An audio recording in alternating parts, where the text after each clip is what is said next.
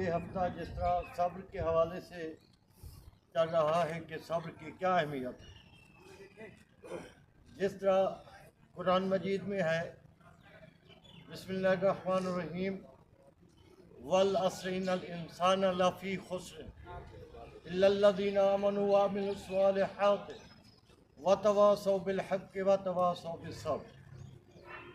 اللہ تعالیٰ ارشاد فرماتا ہے کہ زمانے کی قسم،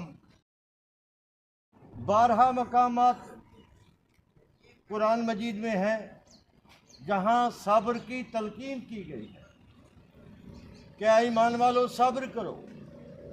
جس طرح ماہ رمضان کی ایک خصوصیت یہ بھی ہے کہ روزہ رکھنے سے انسان کے اندر صبر و تحمل پیدا ہوتا ہے، برداشت پیدا ہوتی ہے۔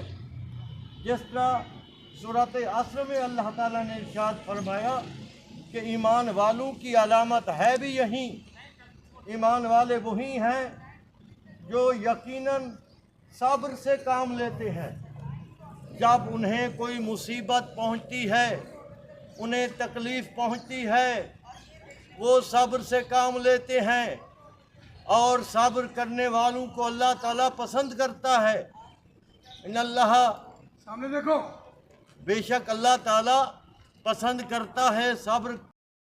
ہماری عملی زندگی میں بھی اللہ تعالیٰ نے یہ ارشاد فرما دیا ہے کہ اگر تم ایک مومن بننا چاہتے ہو، صاحب ایمان بننا چاہتے ہو، تو ضروری ہے کہ آپ کے اندر یہ خصوصیات ہوں، آپ کے اندر برداشت ہو، صبر ہو، مساوات ہو۔ لہذا صبر کا بار بار ذکر کیا گیا ہے۔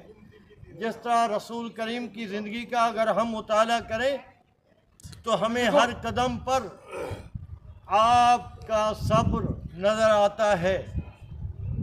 قریش دشمنان اسلام آپ کو تکلیف دیتے رہے، آپ نے صبر سے کام لیا، آخرکار کامیابی سے ہمکنار ہوئے۔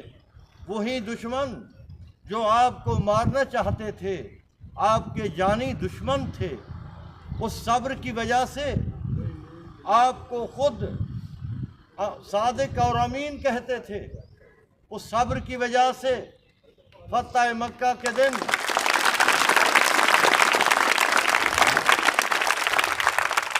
آپ کے دشمنوں کے سر جھکے ہوئے تھے۔ وجہ کیا تھی؟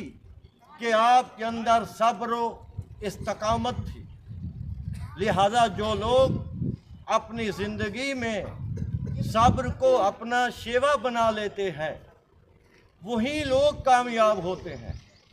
اس لیے ضروری ہے کہ ہم بھی صبر کو اپنا شیوا بنائیں۔